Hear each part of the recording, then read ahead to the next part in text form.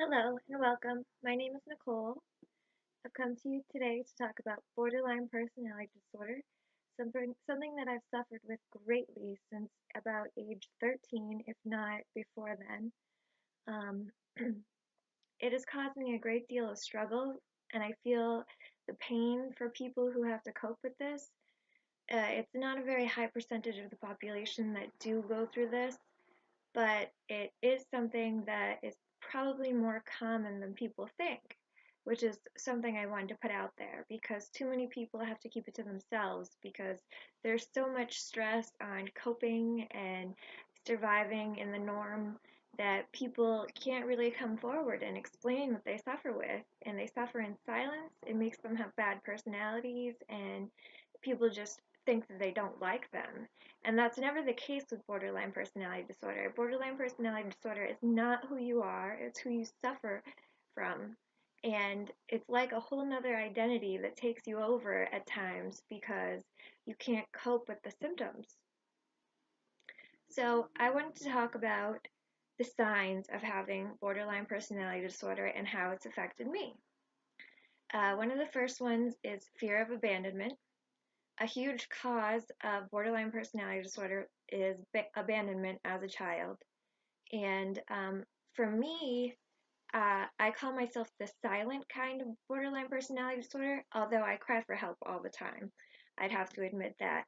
But because I don't tend to demand that people stay with me, they don't really see my fear of abandonment.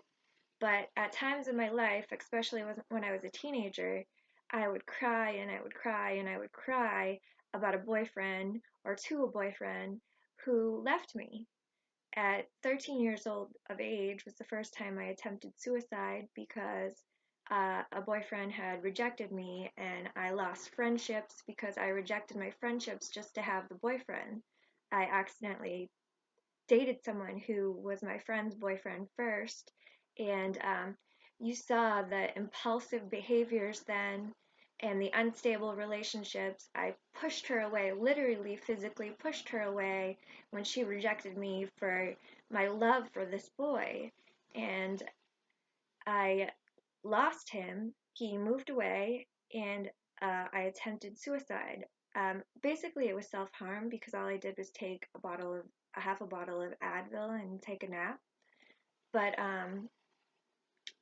a fear of abandonment, suicide, self harm, these are all factors in borderline personality disorder.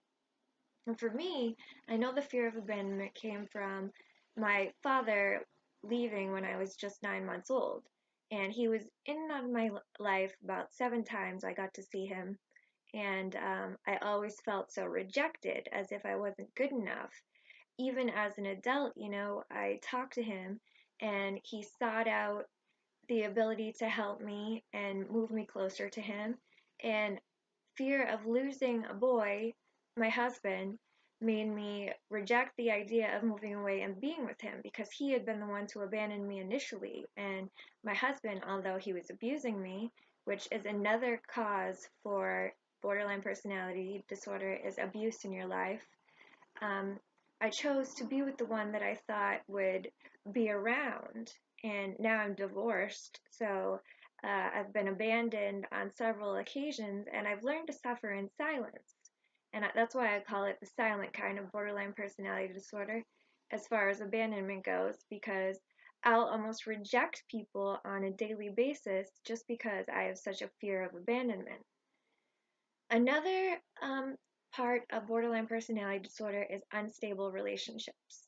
And I choose to have practically no one in my life on a daily basis because I fear that they will just leave me. I fear of my own inability to have stable relationships. When someone can't offer me the love that I crave, I tend to reject them and treat them in a way that belittles them and demeans them and makes me out to be a person that I don't want to be made out to be. So I feel like it would be more useful just to have no one in my life at all than to be rejected or abandoned. Another part of borderline personality disorder is unstable self image. And I went through this a lot in my life from being a child on. I came from poverty, so not knowing how to dress or act for people, to please people, to be accepted by people, has made me very unstable about my self image. Almost as if, why bother dressing in a nice outfit? Why bother doing my hair? Why bother caring if I look nice that day? Can't I just run to the grocery store, having not taken a shower, and dress like a homeless person? And not only that, but it's like you don't know who you are. You're constantly questioning, am I good or am I bad? Is this me? Is this who I am? When I know it's actually just what we suffer with borderline personality disorder. And constantly it comes from the fear of rejection or being rejected, that you just don't know how to act, you don't know how to be. I would say that I'd go around people that I am uncomfortable with and be silent because I don't know who they want me to be or why I need to be someone that they want me to be. I feel rejected by society because I would rather stay in my house alone all the time than face the public and have to be somebody that they would want me to be, as though I couldn't dress well enough or I couldn't say the right words or not fumble over my words, or some act of nervousness. It causes me great anxiety and panic, and these kind of things can be so overwhelming that they can lead to more extreme parts of borderline personality disorder. At first, I was just diagnosed with borderline personality traits back in 2009, but now in the past year, I've been diagnosed fully with borderline personality disorder. And my shrink would frustrate me because I'm the silent kind, and he would say, "Oh, I just don't see it in you." When on a daily basis, I combat this disorder, this personality disorder, and it's so frustrating because they put me in dialectical behavioral therapy, and in no way, shape, or form did it address each part of what borderline personality disorder is made up of. It just teaches you how to deal with events, through meditation and different theories of how to cope with daily stress, because we have an extreme inability to handle the stress and commit to getting things done and doing things how they're supposed to be when we're too stuck on how we feel. Another part of borderline personality disorder are risky behaviors. And for me, that's happened my whole life. I would almost say that I had borderline personality disorder since I was just a toddler. I was just a danger junkie. I had no fear.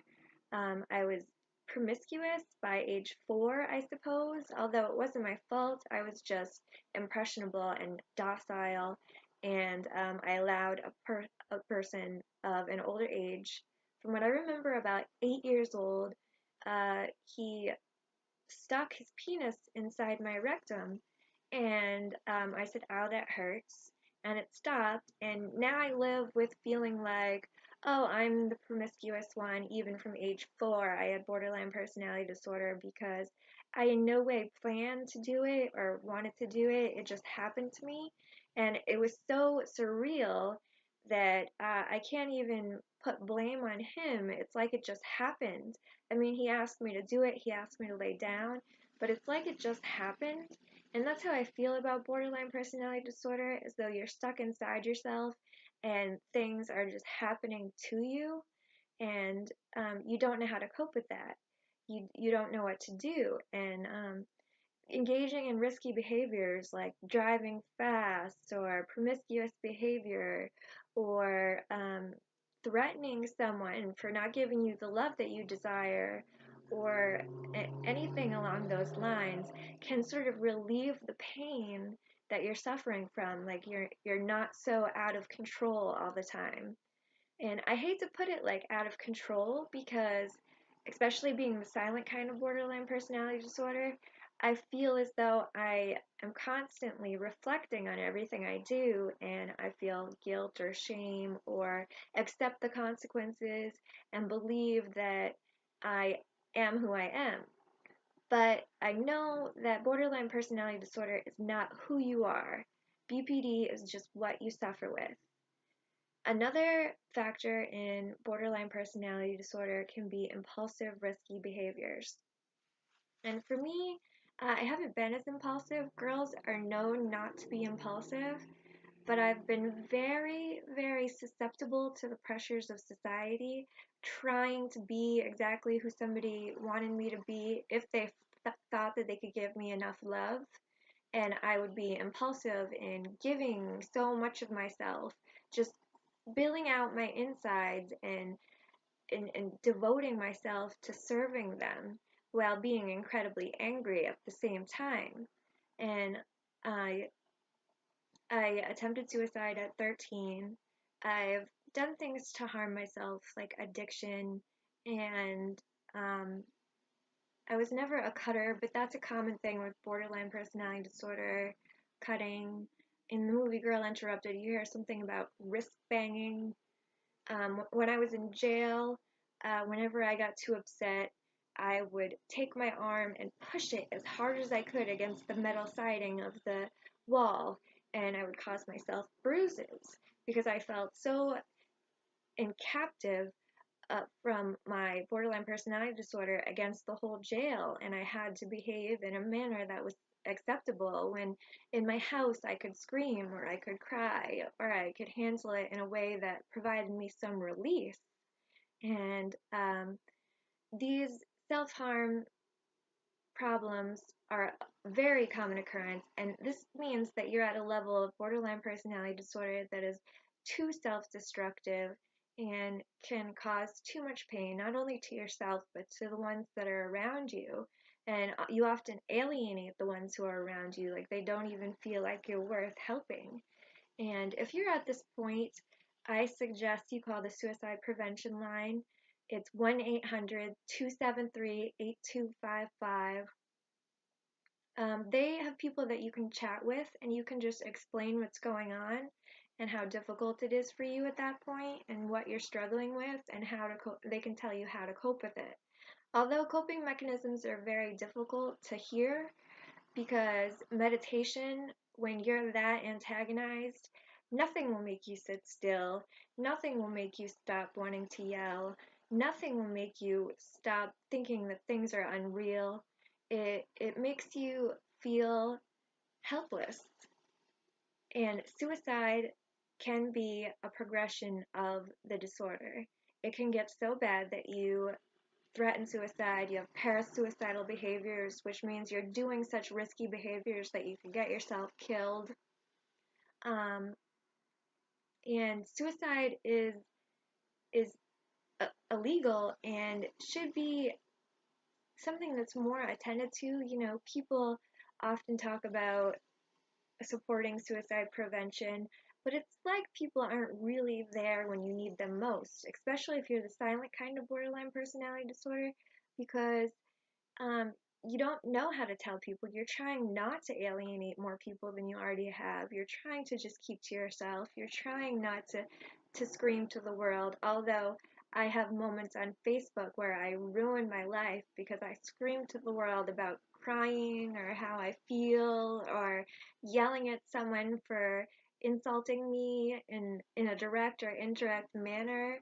Even psychic messages through Facebook can make my mood change like that, and I just want to scream to the world, do not do that, do not treat me that way, please love me, just begging for love. And it's such an impulsive thing to do. That's the best way that I could explain my impulsive behavior, is when I feel like my ability to love is so impaired because no one could ever love me enough that I just sit alone and no one's in my life and I wouldn't know how to handle it.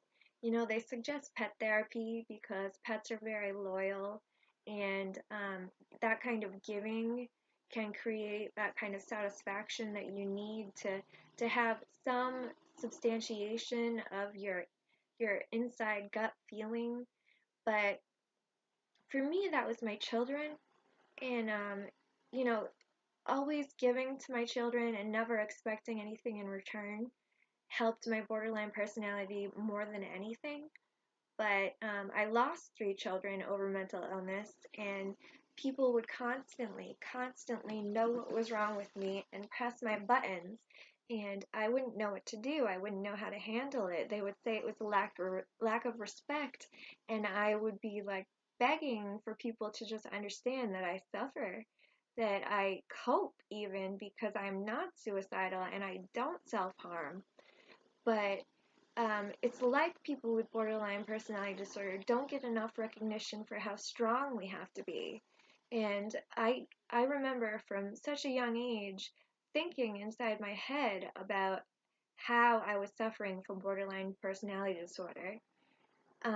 You know, paranoid thoughts and dissociation was something I struggled with from age 16 on, as far as I can remember. And it's actually more common to get borderline personality disorder as an adult, so I find myself an exceptionally rare case. But I would, I got cheated on, and my fear of abandonment kicked in high gear, and I thought I would just become friends with the people that were involved with the cheating and keep my husband so I didn't have to be, well, my future husband, so I didn't have to be abandoned. But I would get thoughts in my head that all my friends were out to get me, I couldn't trust them, they were lying, that I was vulnerable and I could get hurt. And my fear of abandonment would just continue on the path to that relationship. And I feel, 1 second, please.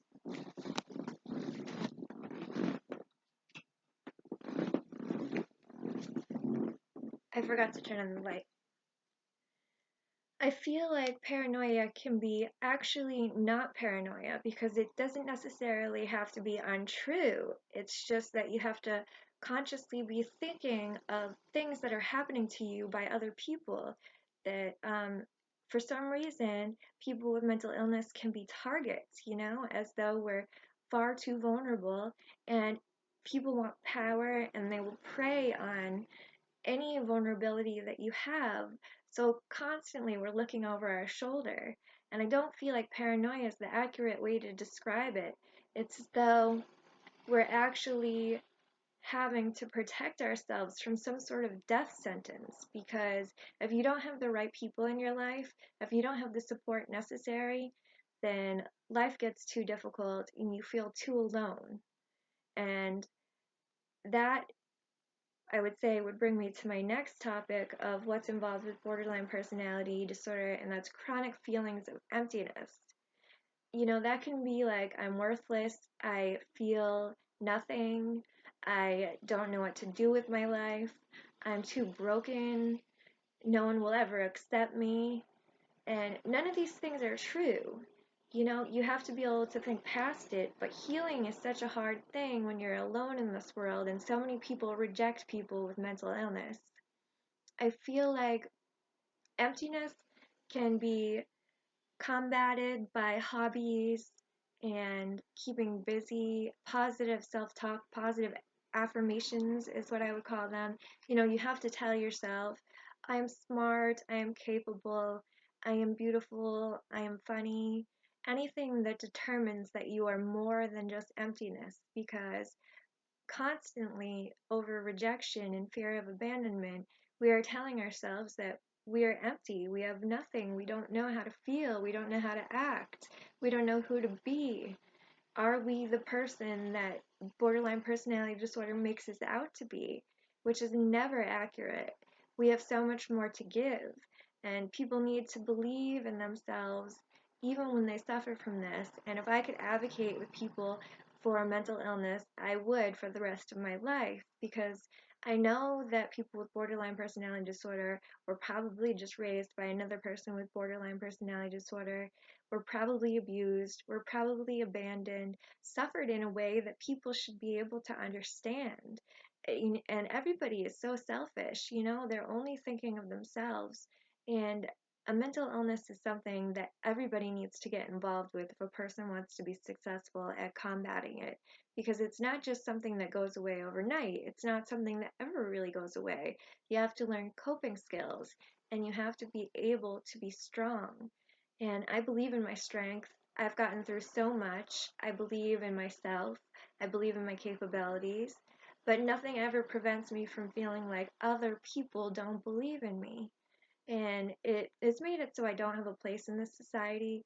I don't even want to work in public because in a day-to-day atmosphere at a business, people laugh things off that are detrimental to somebody's health, somebody's mental health, and to hear, oh, people laughing in the background while you're suffering in silence in your head, thinking of things that are empty, that are self-harming, that are destructive, that are risky, that are impulsive. You don't want to hear someone laughing. You don't want to hear someone else's ease as if they have it so much easier than you and that they would never really care what is going on with you. And another factor for borderline personality disorder is intense mood swings. And that can be, from so much stimulation is what is a common occurrence for me. I get overstimulated from my thoughts, from the outside world, from unpredictable factors, which is another reason why I wouldn't want to work in the public because so many people, everything's so unpredictable that I never really know what's going to make me feel terrible. I'm good at smiling on the outside, but on the inside, I'm dying. It's it's it's like my soul is dying, and all I want to do is believe in myself and be capable, or drink the pain away is what I've done in the past. But that's risky, self-harming behaviors, and it's all so difficult to combat. And if I could talk to people with borderline personality disorder, I would tell them everything that I've gone through because I would want to believe that there was some way to ease their pain and suffering. I don't want to see people suffer. I don't want to see this world in chaos and confusion. I don't want to hate people for their misunderstanding of what's going on with mental illness. People need to be more aware, and these intense mood swings can come on so quickly that I've even been misdiagnosed by bipolar. Um, I do have some hypomania and some mania at times, but not on a regular basis. It comes with a psychosis. It comes with believing things that aren't true, and all of this stems from my borderline personality disorder. So, not being able to combat borderline personality disorder makes you get created into so many different personality types, is what I would consider it. You become so diverse that a medical professional doesn't even understand what they're looking at, especially when you've been doing it so long that you're trying to show the world that you're another person than the BPD, and it's like it never works out for you. For me, I have ritualistic behaviors to avoid any instance where things are too unpredictable for me to not be able to combat my mood swings. And someone with mood swings isn't a loose cannon. Someone with mood swings just needs to to have a little ease in their heart, for someone to be sensitive to their plight, for someone to help them understand where the other person is coming from so they know exactly how they can be themselves in that situation, because we have unstable images and we don't know what people are asking of us. We're combating something that's in the way. Another factor is explosive anger. And for me, this stems from my fear of abandonment, rejection, abuse. I almost feel as if the only way to get anybody's attention is to become extremely mean. And for me, that'll be like, I want to kill you. And you can't say those things to people. You seem so unstable that I've been diagnosed with psychotic tendencies, and so many diagnoses all stems from not being able to combat borderline personality disorder. Extreme anxiety comes from me combating borderline personality disorder. It's such a difficult thing if you do not catch it. People should be aware of their children. If you are in an unstable environment when you're a child, you're going to have these struggles. And if a parent doesn't recognize this at an early age, it's going to turn into something so large that people will, it feels like no one would ever understand me, that I'm trapped inside this house with no one, and I don't, I don't know how to reach people. I feel completely rejected, and I explode on people. I can't believe the way that they'll treat me, the way that they'll talk to me. Everybody believes, oh, just teach someone a lesson and things will change. And when it's something that's impossible for me, like working in the public or talking in a manner that represents me as me, my real self image, it just doesn't happen for me all the time. And I feel like there's this disguise, this mask on, so people don't see me for who I am. And it causes such incredible rage. I tend to spend most of my time alone, so that way when I am in rage, I slam my pillows around and I punch the bed and I cry and I do things to just release that feeling, because all that buildup will lead to some giant shitstorm you have to release. You cannot let it build up. You have to release. And again, if you don't find a release, it can lead to suicide. And again, I want to say, if you're at a point where you feel like you're out of control with borderline personality disorder, to call the suicide prevention hotline, 1-800-273-8255. There are people to chat with about what's going on. Another factor is dissociation. And this has been a huge factor for me because people feel like they can't trust who I'm going to be from day to day. I have different accents that all of a sudden will come out depending on my mood, and I feel my body in control in a way that I'm constantly wondering, do I have DID? Because my dissociation can be so extreme that I feel like a different person. But then I just ask myself, am I bad? I'm not bad. I'm a very giving, loving person. I have so much to offer. You know, there's a lot of beautiful things about me, and I can do my self affirmations with no problem. And I think that is so important for people with borderline personality disorder, to be able to admit the accurate recollection of themselves, not what borderline personality disorder is hiding. It's important that we focus on the positives. No matter how many people in your life you've accidentally hurt with your words or with your anger, you still have to recognize how hard you try. Because I know everyone with borderline personality works their damnedest to be who they should be. And it all just comes spilling out. It all just comes spilling out, and it feels so uncontrollable. But it's not that it's uncontrollable, it's that you have to find a focus that is on a conscious level of something spiritual, something of a higher power, something that you believe in. Because if you don't believe in yourself, if you don't believe that there's a higher power that guides you, then you're just going to feel empty and you won't know how to be successful that way. I don't know how to be successful that way. I haven't found my place in society. You know, people suggest things that I am incapable of. I could sit here in my house and write all day, or write my blog, or write music, or model, or sing, or dance. But when it comes to so many unpredictable factors in a grocery store where people are not a fan of me, they're just looking for me to play a character, have a self image, it's difficult for me to find my place in that kind of world. And I believe in what I'm doing. I believe in my blog. Please check out my blog, the life of an abused girl from the start.com.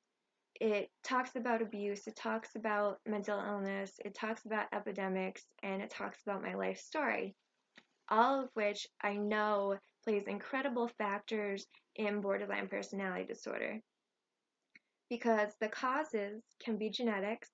Like I said, being raised by somebody with borderline personality disorder makes you more likely to have borderline personality disorder yourself. That kind of unpredictable behavior leads you to have similar problems. And copying is a huge problem with borderline personality disorder. we try to copy something, emulate something in order to feel like we have our own self-image, when in fact we're just wondering who the hell somebody wants us to be.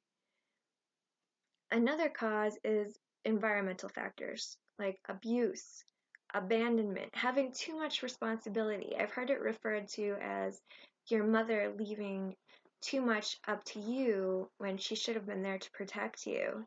I consider myself starting to have borderline personality disorder at 8 years old because I was caring for my younger sister, who was only 4, at night while my mother worked, and all the responsibility was on me. And she accidentally overdosed on Benadryl, and I couldn't even come forward with what happened to her because I felt as though it was my fault. I should have been watching her. But I even drank the Benadryl too, and I overdosed, which is another thing I want to talk about because I feel like overconsumption of chemicals can cause the serotonin in your brain to deplete, which is a major factor in having borderline personality disorder, is that you're depleted of serotonin. Even eating too much of the wrong foods can deplete your serotonin. And these kind of factors, environmental, being left up to your own devices at an age where you need a guide, it all causes so much stress that I would say post-traumatic stress is a huge induction of, I don't know if that's the right word, induction of borderline personality disorder. It, it, it's like you just stumble and want to escape yourself because something so terrible happened that was your responsibility, is how you felt, when really there should have been someone else there helping you. So that's what I wanted to say about borderline personality disorder. I advocate for people with mental illness so greatly. I do not believe that they should suffer in silence. This isn't a world where we should be afraid of having to speak to our family about it to the point where we end up hospitalized. I've been hospitalized 9 times. I've been in a psychosis 3 times because I would try so hard to be silent about my borderline personality disorder when I would just explode. When I was only 15, I cleared the dinner table, all the food, all the plates, all the silverware, and was so angry over my father having come back into my life and leaving, over a boyfriend not being able to stay in my life. And I acted out so greatly and was just sent to my room and punished. If someone exhibits those kind of behaviors, you need to recognize that they need help. They mostly need a mother figure, a father figure, someone to represent nurturing. You can't leave things up to nature. This is a world full of chaos, and a person suffering needs help from the people that really matter, the people that are supposed to love them, because that's what people with BPD need most, is love. Love, consideration, and help. You know, you can't be left up to yourself all the time. I've been left alone for 5 years trying to cope and work through things and be responsible on my own. And I haven't been successful. I've just gotten by. I can't figure out my place in society. So I can't stress more that families need to be involved, need to care when they see signs of borderline personality disorder. I know I keep saying borderline personality disorder over and over and over again, aka BPD, but I just want to stress that it's actually more common than you think, and people who suffer often suffer in silence. People who are acting out aren't seeking attention. They need the love and consideration and less responsibility that should have happened years ago. Please don't put stigma against borderline personality disorder. They are not bad people. Yes, they might be more difficult to deal with because they need more attention. And it's not attention seeking, it's that they need the attention, they need the love. It's what they've been missing. They've been abandoned, they've been abused, they've had too much responsibility. Losing my children, the 3 times that I've lost my children, over a huge amount of stress and burden put on me financially and from the people around me that did not respect the fact that I was diagnosed with 7 different mental illnesses made it so difficult for me to be a parent when that factor in my life was probably the best nurturing that I've ever gotten in my life. Being able to give unconditionally and not expect to receive. Having that love for people, having love for animals, it helps you cope. It helps you realize the better things in life. And I only hope that people can find coping mechanisms to get through this. Use grounding techniques. Count to 5 before you have to do something difficult. 1, 2, 3, 4, 5. Breathe deep and then just attempt to get what you have to get done. All the stress can make it so difficult that you procrastinate intentionally, and it makes it difficult to deal with the necessities in life. And dialectical behavioral teaches you how to deal with the necessities in life.